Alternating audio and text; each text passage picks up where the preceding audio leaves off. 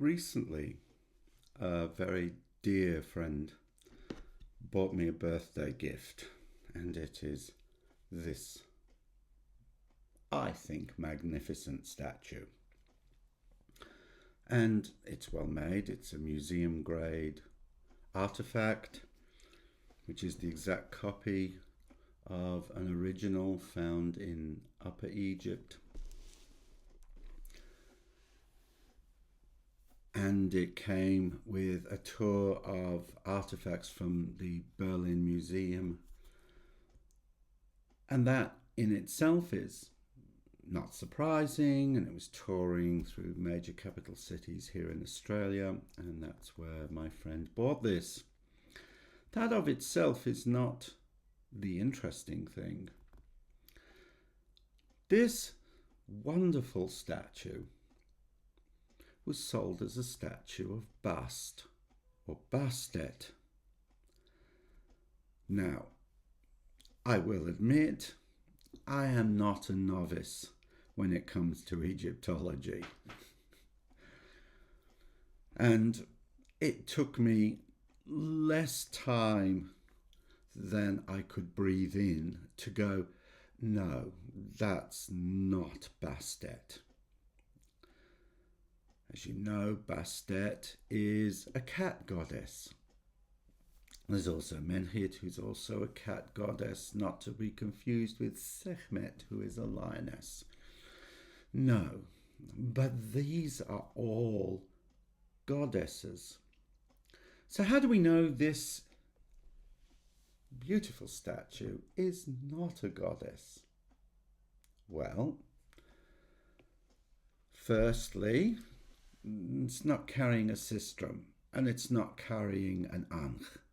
These pretty much go with goddesses, especially Bastet.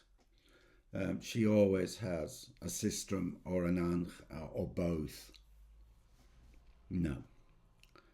The collar of itself, that doesn't matter because many women wear a collar like this. It's a symbol of royal status and is to be expected. But then we look at the kilt, and it's a short kilt.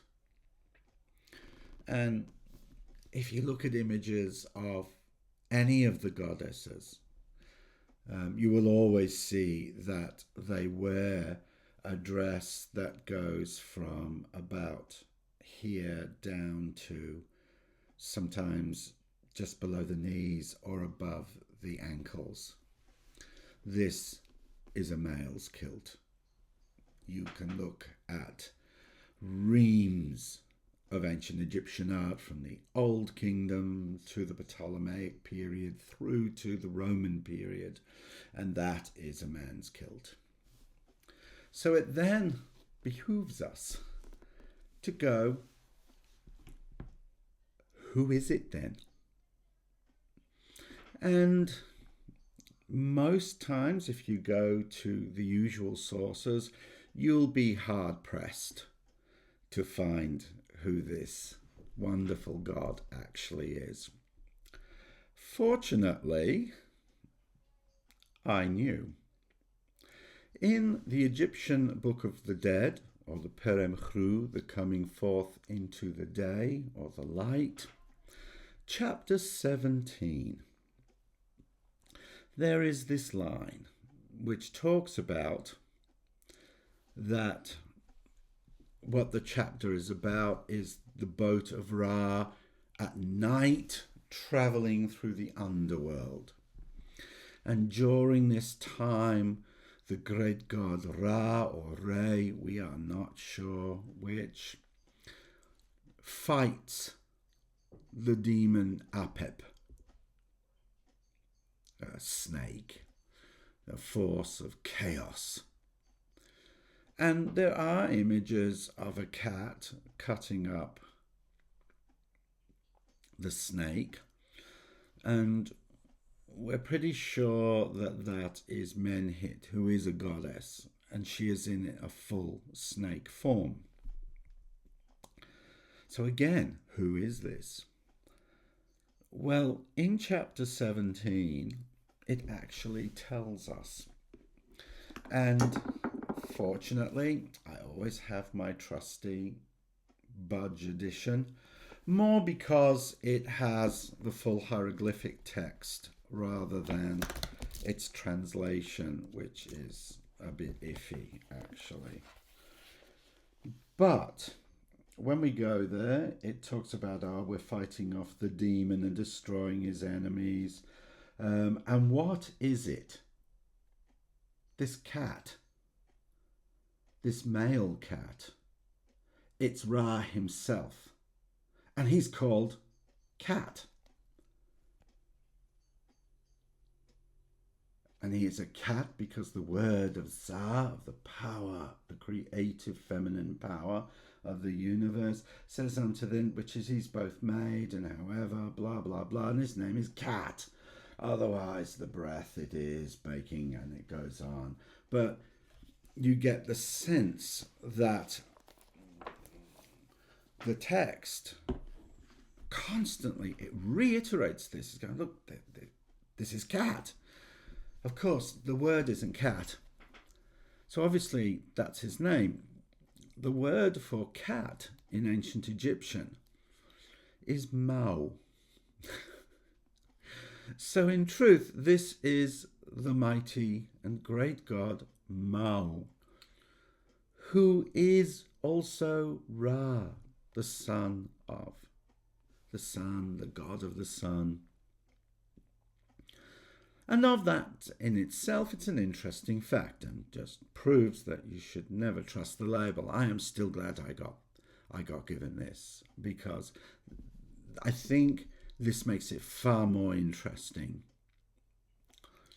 Because if, as chapter 17 says, that the sun god, Ra, a hawk-headed solar deity, when traveling through the underworld, becomes this cat-headed deity, and it is that fights off chaos.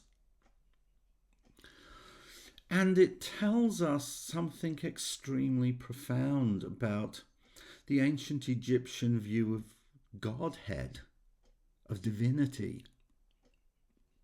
Rather than seeing their gods as some fixed idea that, Ra is Ra, Osiris is Osiris, that's it, born, exist, and face the end of the universe as Osiris. The Egyptian conception of this is far, far more nuanced. That the solar deity, when travelling through the dark underworld, which is also seen as a metaphor for the world between death and rebirth, that it, by taking the form of a cat, is able better to negotiate the duats of the underworld, the realm of the subconscious. That rather than the bright light of the sun shining forth and casting shadows far away, but those shadows also become stronger. And these are the forces in our subconscious. Rather, the cat does not need light. It is able to go into the dark and thereby travel through the duats, the different worlds, along the river that flows through them, from sunset through to sunrise, when the sun emerges from the womb of the mother to become the sun of the new day, which can be seen as a metaphor for a rebirth into a new life. And we can look at this and say, okay, that's great, but what's it got to do with me as a person? What does it teach me about the spiritual journey? And this is again in chapter 17 of the Egyptian Book of the Dead, or properly the Egyptian Book of Coming Forth into the Light. is that towards the end of the chapter, it talks about Osiris, Auset. And it gives him a series of titles. And one of those titles is the annihilator of sin. Not the judge of sin, not the reaper of justice, but the annihilator of sin. That through this story of Ra descending into the underworld, and on the boat of Ra are the dead that go with him, but that when they arrive, as he descends into the underworld, he is not Ra, which would burn them, destroy them for all eternity. No, he appears before them as Mo, a head of a cat, the body of a male, which would not burn them away, which it does talk about in an earlier chapter, should you see his form. And he takes those souls on the journey through the night. And before, obviously, though it doesn't say it explicitly, before the boat takes Ra after defeating Apep, and the souls are now safe, brings them before Ampu, Anubis, and Osiris in the halls of judgment, where Anubis weighs their heart. And we're usually led to believe that Auset judges you based upon your sin.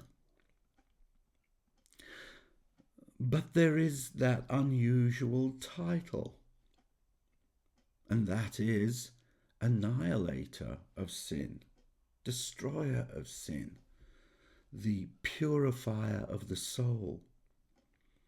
And what is the vehicle that takes us there, and who is the guide? It is Mao, sometimes also Ampu Anubis, but usually Mao, because he is on the boat that you are going on. And so I happily keep this wonderful statue in my bedroom, so that as I enter the duat of sleep, and then I come through to the other side, it is my ardent prayer for me, as it is for you, that as Mao guides my my soul through the underworld, and as I come before the halls of judgment, before I awaken in a new dawn, that the burdens of any sins I carry are annihilated, so that I may greet the new day with a light heart and renewed optimism.